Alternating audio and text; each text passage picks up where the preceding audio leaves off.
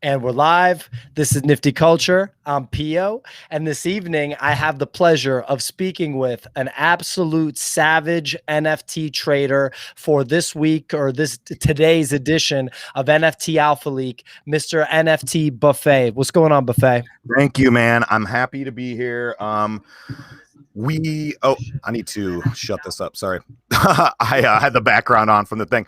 Yeah, I'm happy to be here. I just got back from New York. If you follow me at all, I'm obsessed with NFTs. I talked to Pio last week or the week before, maybe, with NFT Sniper about some chibis and some other stuff. We did a free buffet, freestyle. But I was super happy to be here. And when I got back from New York, Pio was the first one I hit up because he was on my mind the whole time, because we had the shirt connection, we had the NFT connection, we had the mind connection that I could feel, and I knew that I had to get this done immediately because this is a great platform. Pio's a good dude, and I keep thinking in my head, Pio, I wanna know. Okay. So yeah, I'm excited to talk to you, man. It's great to be here. I don't know if you saw, I got tacos and I got skulls, or I got skeleton hands for my taco shirt, and or skulls, skeleton hands, taco shirts, and that was in honor of I had tacos today, and also I bought some Deadheads last night. If you're familiar with that project. So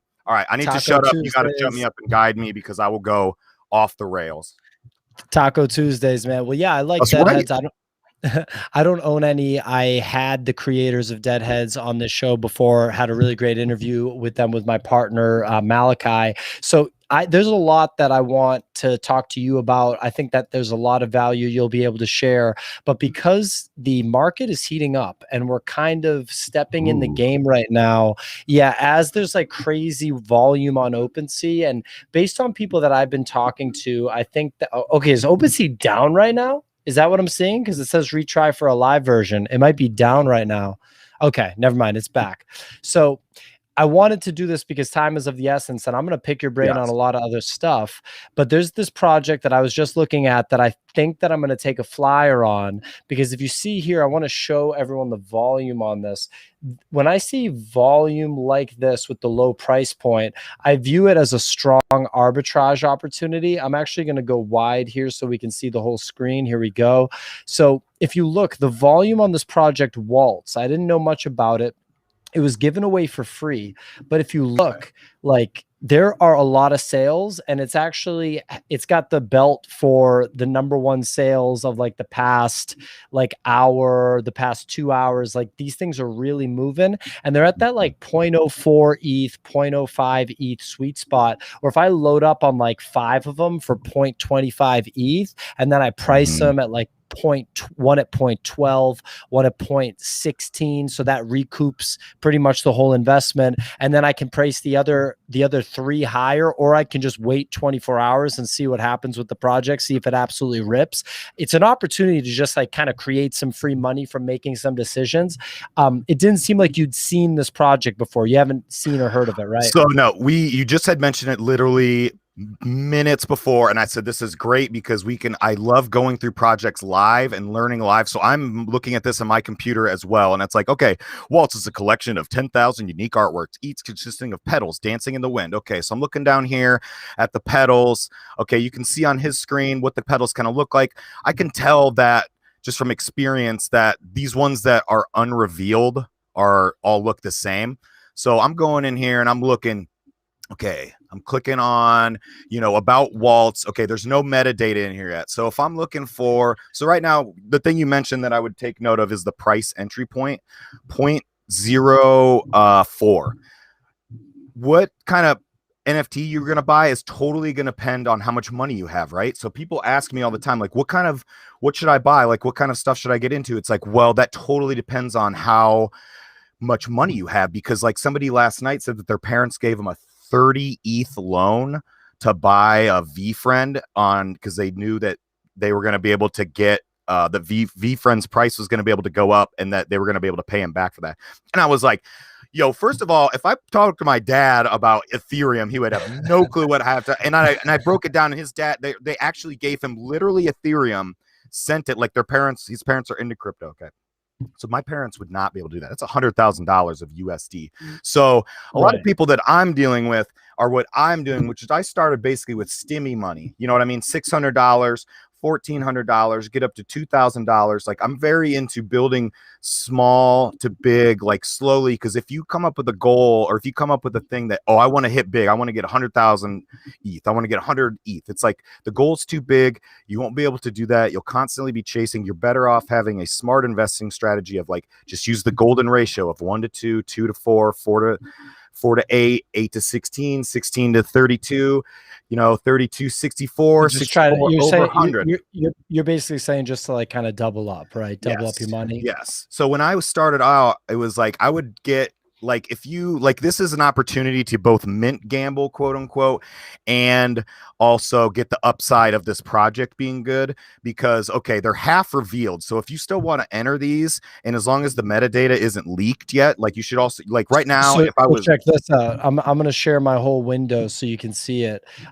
Because I'm like, so it's like, I'm like into this stuff. I'm like, let's go. Like, yeah. So this is the site they minted from, right? And if I type into the URL, oopsies, let me just, here we go. So if I type into the URL, can we see that here? Yeah, perfect. If I type into the URL, one sec. All right, cool. If I type in the number of the flower, so let's say I just pull this one, right? And it is number 5110.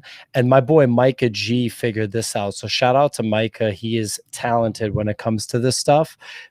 I'm going to put in 5109, right? And so that's going to give me 5110, which is the one that I just looked at. And there you go. Look at that. We're going to have the metadata. Okay. So, and so there's a lot of color ones. And so he and I were talking very briefly before we went on screen, and we were thinking that the black and white ones might be more valuable. What do you think of that theory? Yeah, if you, like, what I would do probably right now is, if you click on the left side of the OpenC, you can click through all those metadatas, and, like, okay, I'm clicking on white or black fill, true or false. There's 544. There's only 50 true. So if I click on true, you can go click to see what that is, and it does look like, I don't know what that means, like, but you can look to see, just based on the numbers, which things are rare. And so you could go click, so it, like, number veins 10, there's only 17 that have 10. I don't know what a number vein is, but check this out. So it looks like, I think that we're seeing a premium in black and white, because if you look at the prices of these black and whites, they're pretty well, like, well above this floor. Okay, here we go. So I think that we're gonna have to snipe some unrevealed ones if we wanna party right now. Absolutely. What do you think? Yep. I'm gonna buy a couple, so I'm gonna do it live right now. A lot of people don't know about that metadata thing, so that would be what I would call my edge, and I would use my edge to take advantage of this, because this is a really low price point. Just on face value, I like this art.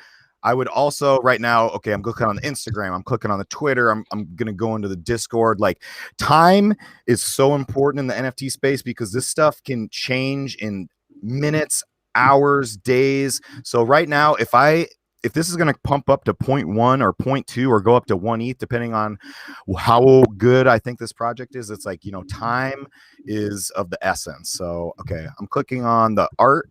The Sunflower Beta, the website, took me to their thing. Waltz is a collection of 10,000 artworks, petals in the wind. Okay, about overview.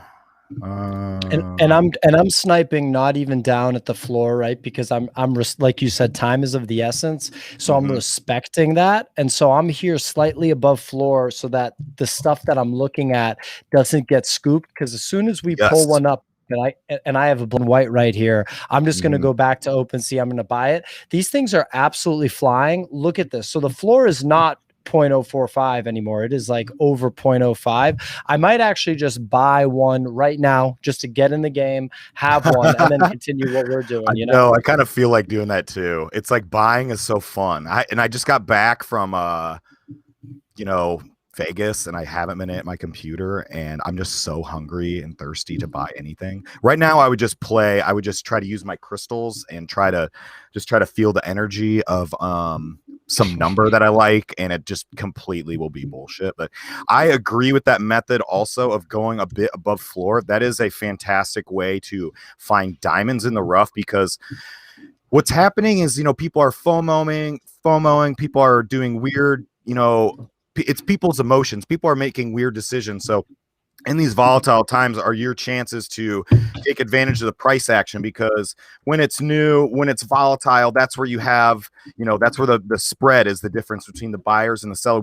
I'm looking at this, I'm literally buying something that I didn't know about, minutes ago. But one thing that I will say is that you brought it to me. And I always say that, one of the big things is the start is like, where did you learn about this project from? Was it your friend? Was it somebody you trust? So the fact that you brought it to me and that I'm looking at it too, and the fact that you're buying it literally is like the biggest, not financial advice, buy this that we could possibly, have. And if the price is right and you like the art, and then you're also going through and looking at the project and it looks good, then that's how I buy stuff too. It's just like, if you see these on Twitter, if you see your friends buying it, if somebody buys it to you, I have like a whole checklist of stuff that it's just like, if it makes sense, it's like a no-brainer to me to buy this kind of stuff.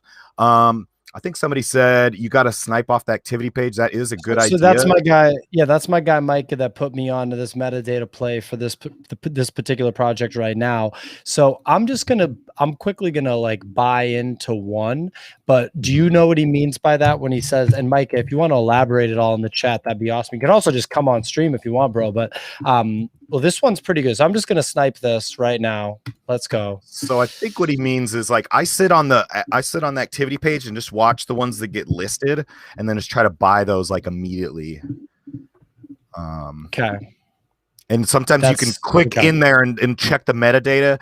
It's like list, check the metadata, see if it's a steal, boom. Because that way you find things that are like 0.06 and they're just trying to flip it for a small profit. And there might be one of those black and whites in there. Like they might not have that information. So that's what I think he's talking about, but I don't know. That's what he said exactly what you said. So I'm hitting activity. That's right. Micah's an NFT trader. He knows what's going down, baby.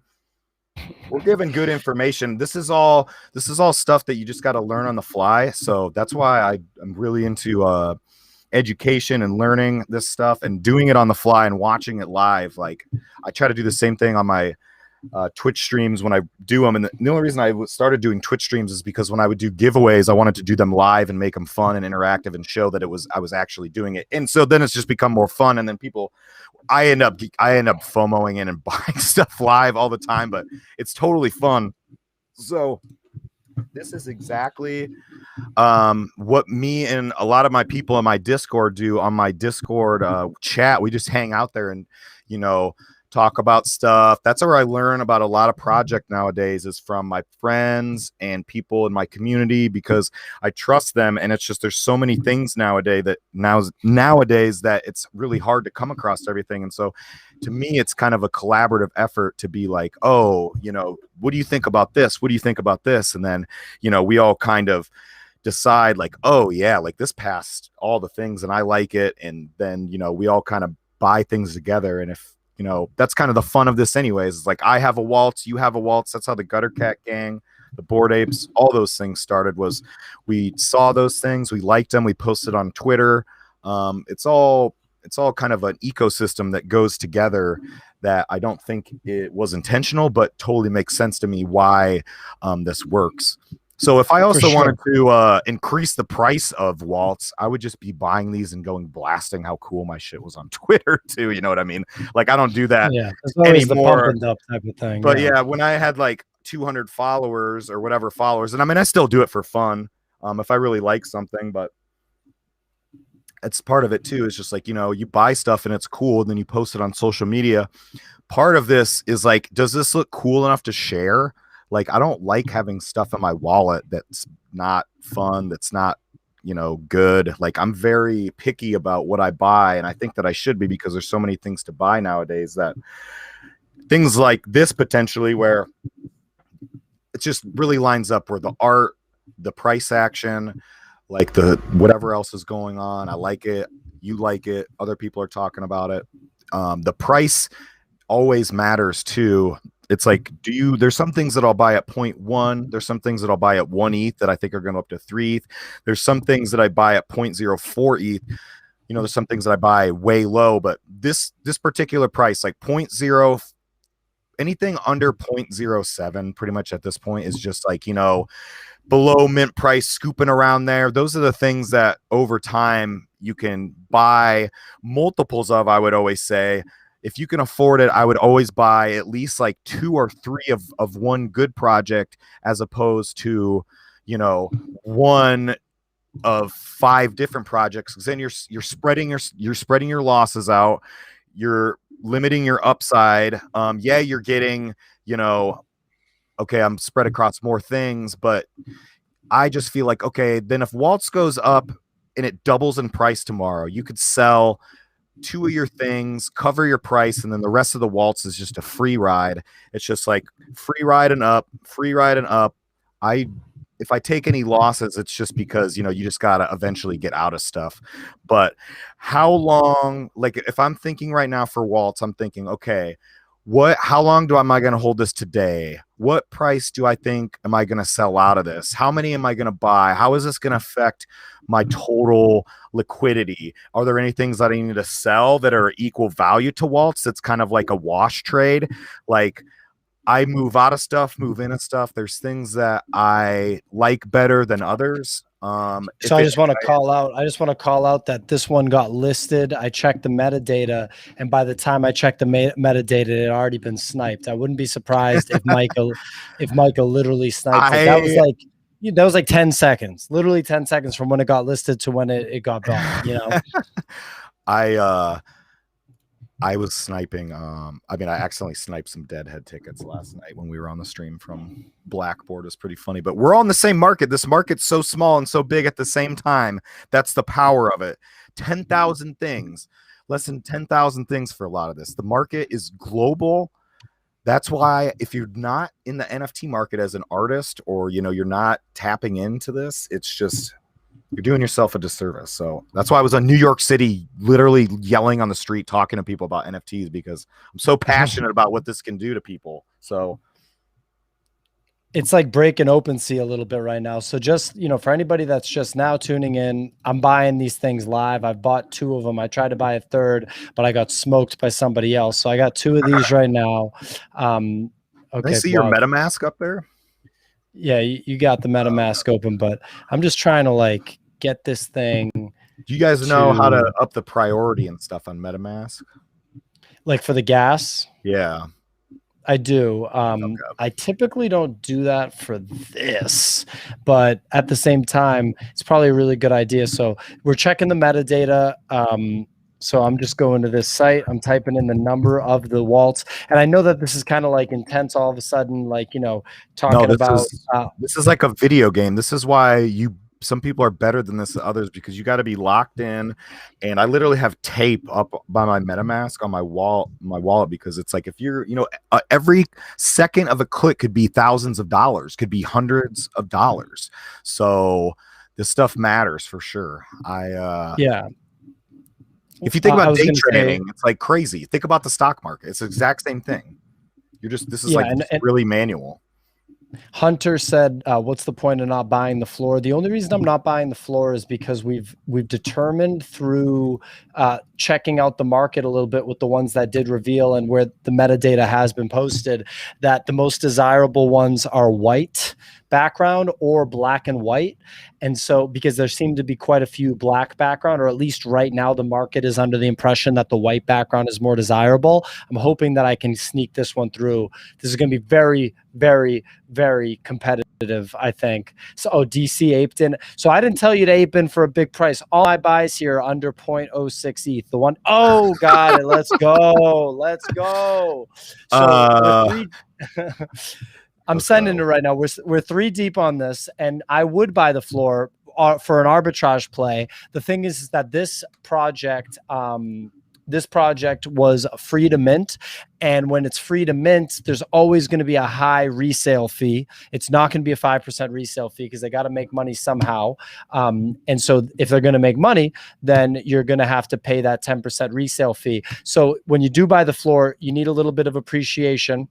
I'm about to send it. This is the last one I'm going to buy if I can snipe this. This is white background with the petals. There was no chance in hell that was going to be around. This thing is long gone. It's probably going to say owned by Micah G right now. Oh, okay. All right. Maybe not.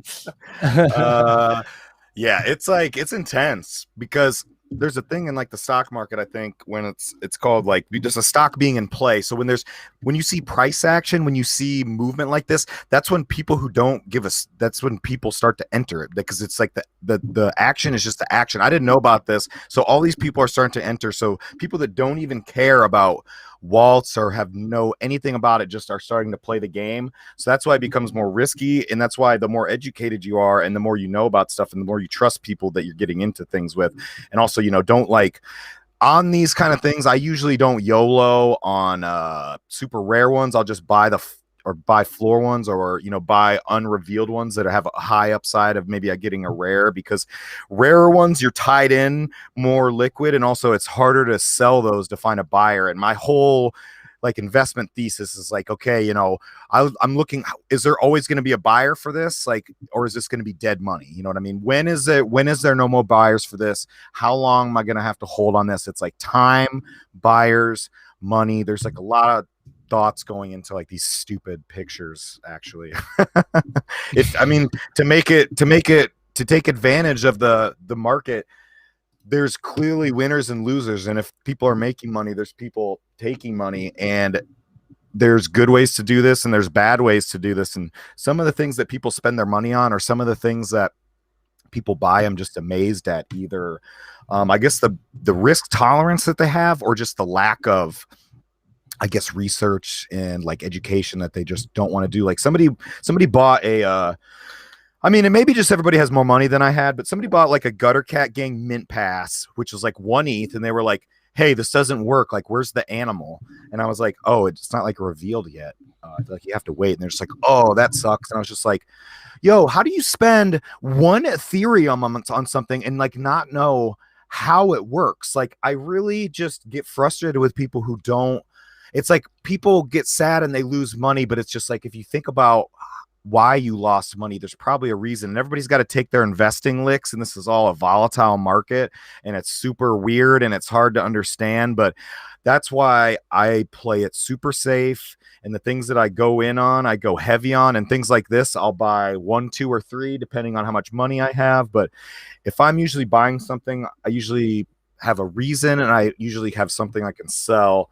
And I usually always have some sort of liquid available so that I could buy stuff like this. I'm never all in NFTs at any given time. I always have some Ethereum available and some cash available, because I think this is a worldwide economy. So things go up and down, and I want to be balanced, and I don't want to get caught any which way. So how many of these are you buying? On point. So I just had a failed transaction on the 4th one. I think I'm probably tapped out at this point. So did I lose all the ETH that I tried to spend because of the failed transaction? No. If you click on MetaMask and then go to the activity and then click on that thing, whatever that processing thing is, that transaction hash, and then it should show you how much money you lost, which it should be like $14 or whatever. I mean, that's where it kind of matters a lot of times. Not on the secondary market, but with minting,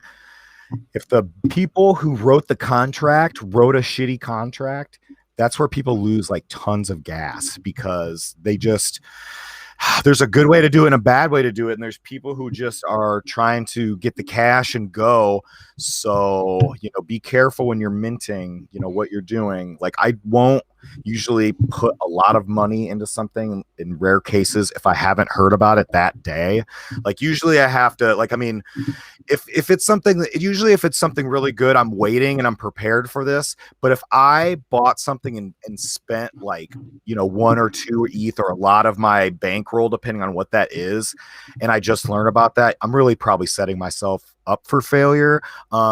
You know what I mean? It could, if it all depends on your risk appetite, though. You know, we got a lot of gamblers in the space, and a lot of people, you know, if you're spending 1 ETH risking it on Waltz, but your bankroll's 30 ETH or something like that, then that's like nothing. But if you spend 1 ETH on Waltz and your total ETH is like 1.5, I would say that that's probably a risky investment. And, you know, you might hit big on if Waltz does good, but you're also going to lose heavy if Waltz does bad. And I want you to go slowly up, you know what I mean? Because there's if I'm going to buy 10 things or 5 things of a thing that I'm like 90% on is going to be at least a sideways or an up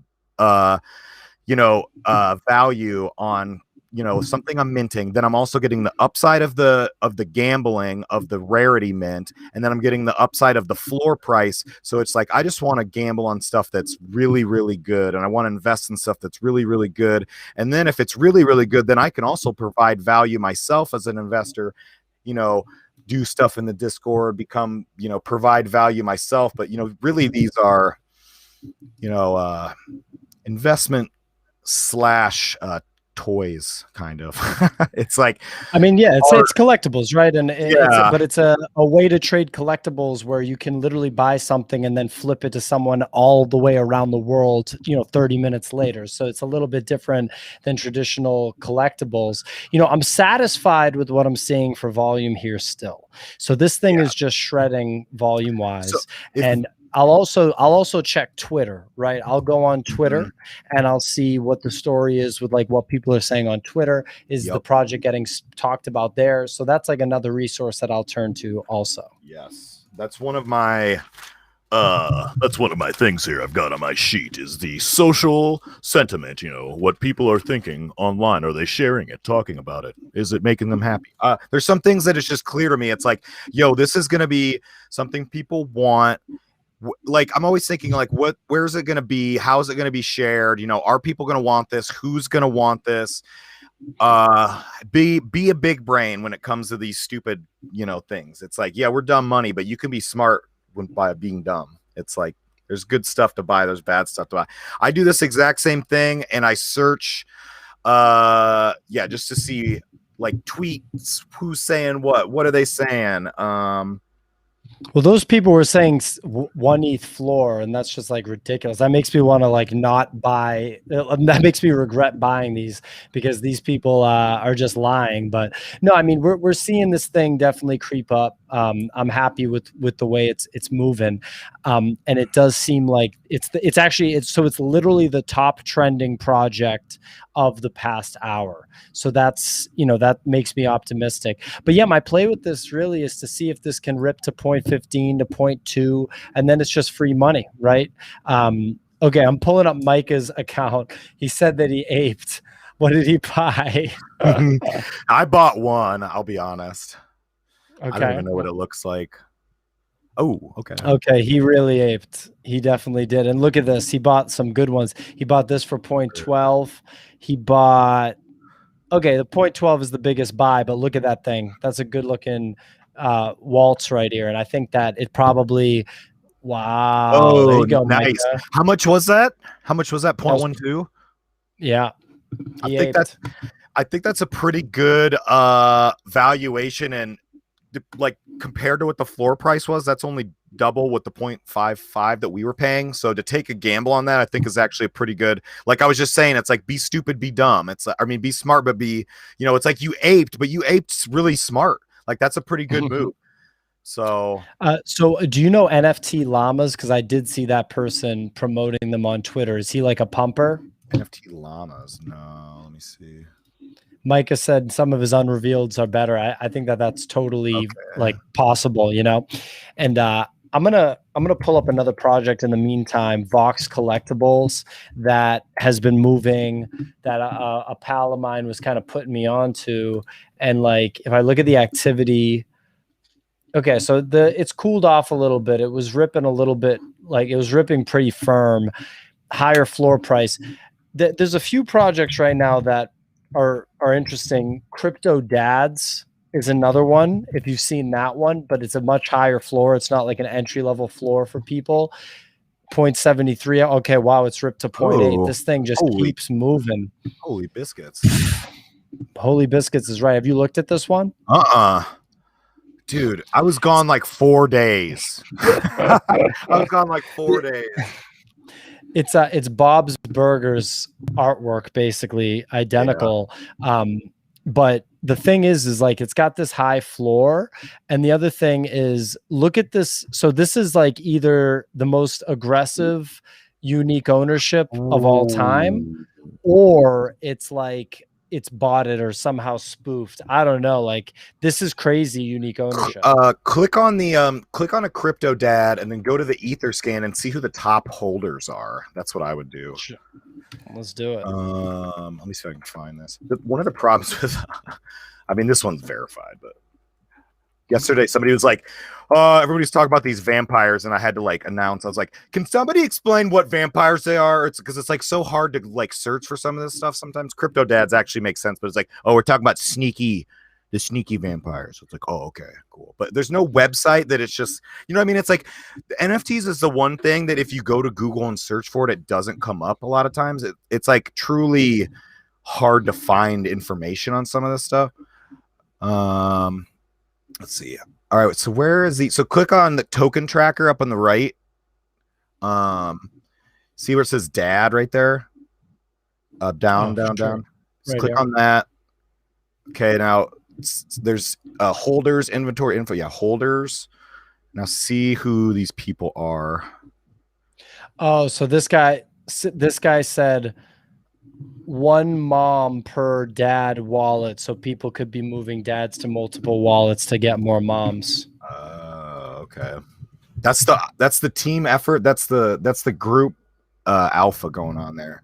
That's like why I love having everybody tapped in, because it's like the information is knowledge is power, and information is money in this space. So use your resources, use your trusted network, use your friends, like whatever if you're in, like I'm in the Gutter Cat gang, I hang out in there, have my own Discord, you know, hang out with people. There's tons of friends to be made here. Just because they're not close to you doesn't mean that you guys don't have everything in common, because you do. You guys are NFT people.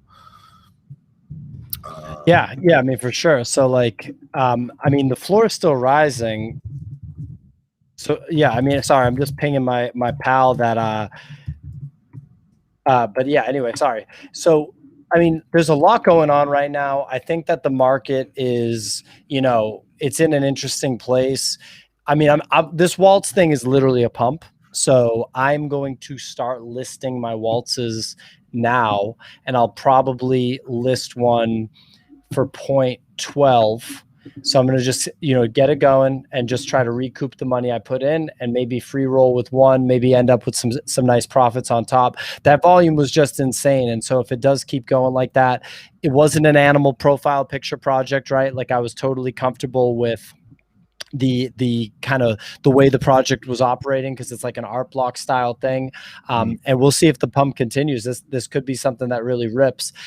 Have you been looking at any projects since you came back? Not really. I am getting ready to go to Vegas, so I have the Gutter Cat thing. Yeah, so I mean, I've been getting prepped for this. I also have to get some more tracksuits for Vegas. And then I also have I'm gonna be doing the after party for Tales from the Gutter tonight. So as much as I want to dive, I mean, last night I kind of checked so I kind of have like a daily routine, you know, with NFTs where it's like I get up, I check Twitter, I check my floors on stuff, and I haven't really done that. And then I browse new projects, I write down, I check in with my Twitter people. I've got like Post-it notes of things that I'm waiting for, and I've totally have not really, like, the only thing I bought was Deadheads last night, and a lot of things that I'm buying right now are just on the fly from Twitter Spaces or things that people are telling me, and it's just like it's really tough it's like, okay, I want to do the Twitch stuff, and I want to do the video stuff, I want to do Twitter Spaces. Well, it's like, while you're doing that stuff, I'm not being able to NFT trade and like be tapped into, you know, everything. So when I was just like was at my old job, and I was just come home and I was just like 24/7 NFTing. And now it's like, oh, I'm like content creating and doing, media and doing these other things a lot of the time. It's like, I almost need to schedule NFT time, which is like, it sounds funny, It's how it but is, man. It's how it's like, you got to do it. yeah, it's provides me the freedom of the financial freedom, and it's like it's just what I do. It's like I love to do this stuff, and I love buying stuff, and I love trading. And there's a reason that I've made money, and there's a reason that I'm so good at this stuff. It's like I used to be a flipper. I used to I used to go to Goodwill and flip clothes, board games, toys, stuff like that. I used to play video games where I'd flip video game assets on Madden and FIFA, stuff like that. So I'm applying a lot of these market, things that I learned from a weird background, but it's like a lot of it actually transfers over, especially the video game stuff. And especially just like going to Goodwill and being able to see like, okay, this is like mispriced, or this is really valuable. This looks really good, or this is Gucci. That's perfect. That's perfect for NFTs. Like the people that do vintage sniping at a Goodwill, Yes. which I have a good friend. He like literally sells clothing to Odell Beckham. Like he's like Odell Beckham's clothing guy at this point, and he's just the ultimate sniper. At this point, he goes to Thailand and he's just like getting vintage from there 24/7. Well, not 24/7, but when he's in Thailand, he's just going off. I wanted to talk about Deadheads right here. I'm concerned that after all this time, we're at 3.4K unique holders. I don't want to say that I'm concerned, but I'd be more bullish if it was closer to 4,000. What made you get into Deadheads? I mean, it's obviously a quality project. It's been around for a while. There's been decent volume for a while, but I'd love to hear, what you were thinking about. Okay, so I was in a Spaces last night, and Art House Garbage, I think is his name, or Paul, which I've been a fan of. I minted Deadheads way back in the day. I minted like 10 of them or something like that, and I still have 2. I'm just a fan of them. I like what they're doing with the project just in its core, which that they're using the NFT as a way to make a TV show, and they're using they're actually using the NFT for a purpose. It's not like they're just selling these to fund the show. It's like if my character, like I basically am my casting director for my character, and if I want to get him in the show, I can pitch and I make a story for him and stuff, and it's an interactive NFT project. Okay, so I'm just a fan, and I'm kind of in. So we were just in the space, the Twitter spaces, I should say, and he was saying that they are going to do a thing where he's like, okay, so a lot of these like look kind of shitty, so they're doing a thing where I honestly feel like that one was mine, 9775. But he was doing a thing, so they're going to do a thing where they're going to burn. You can burn one of them, and if you have a Deadhead ticket, you can also get this new project called Halos, which is going to be the opposite of the Deadhead world. And he was just alluding that was probably going to come out around Halloween or something like that. So I got back from Vegas. I got back from New York, and I hadn't bought anything forever. So I was just like, ETH was burning a hole in my pocket, and I already am into Deadheads. So I bought like 2 off the floor and a bunch of tickets because they were 0.025, just as like a way long October play. But I thought I liked that he was honest, that he knew that they like a lot of them looked shitty, because I sold off my crappy looking ones, and the ones that looked good were I liked. And so I think that they understand the deflationary. It's like, okay, a lot of them are going to get burned, then you're going to get this new cool thing. So I'm assuming that at some point people will learn about this news and start to want to buy into Deadheads because they want to mint gamble on the Halos thing, because I think like the Deadheads look, cool enough, and it's like clear that an opposite world of Halos or something heavenly like that would totally check out to me. And certain project like this, where it's just certain things like, okay, like spooky stuff or skull stuff or like angel stuff, is like something that's very human, and it's like very universal. It's just like, regardless of where you are in the world, it's like you understand what an angel is or a halo is, or like these kind of religious or death things, whatever they are. It's like if the art lines up and the project lines up, and I'm like, I see the use for it. It's like, okay, if I get it into the show, then or if I'm interested in the TV show, I get like royalties or something like that. But so I was gambling, investing on the move that just, okay, and maybe like probably the next month or so, I can probably get at least some kind of up return on that, because they're down right now and they're going to be burning a bunch of them for the halos. And usually when projects like have good what do you call it, like tokenom, like I don't know if it's tokenomics, but it's just like, you know how with like beanie stuff where it's like, okay, you can stake it, you can burn it, or you can like do a thing like that, and it's like, okay, you guys get this thing where it's like it's gamed and it's fun. And so I was like, okay, I can either play the price action of this, or I can just get a halo, which I kind of probably at least want one, and I didn't want to burn my two Deadheads, so I was like, I'm just gonna go in on this. So it's just like, I had money, I liked the guy who was talking about it. It's like probably a way broad, it's probably a way early move, but if you make just big moves, broad moves, long moves ahead of time, it's just like $200 here, $2,000 there, 1 ETH here, 1 ETH there, like up, up, up, up, up, up. You just go up. Yeah, up, you can up, send it, man. Well, I mean, look, this is a quality project for sure. And like I said, we had the founders of Deadheads on the show. Gary V, I think, supported this project. It's had its ups and downs. Like if I look at the Deadheads price action here, 1 second. So if I look at how it's operated over time, I think it's had some pretty high highs compared to where it's at now. Yeah. So, okay. Wow. Talk about a volatile project, and you could trade the hell out of this thing in a big way, but yeah, I mean, they still move. Well, dude, it flew by, but we just did 40 minutes. It was a pleasure. Oh my Lord. Any closing thoughts you want to tell the audience? No. I know it really flew by.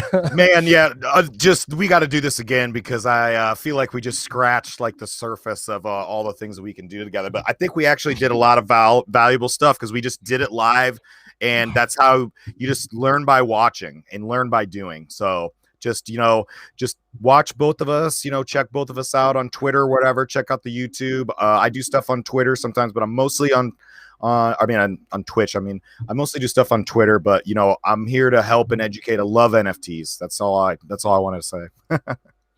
Hell yeah, man. Well, everyone, make sure you follow Buffet at NFT Buffet on Twitter. He loves NFTs. He's an epic trader. And thanks so much for watching Nifty Culture. Obviously, follow me on Twitter. We'll catch you guys next time. See ya.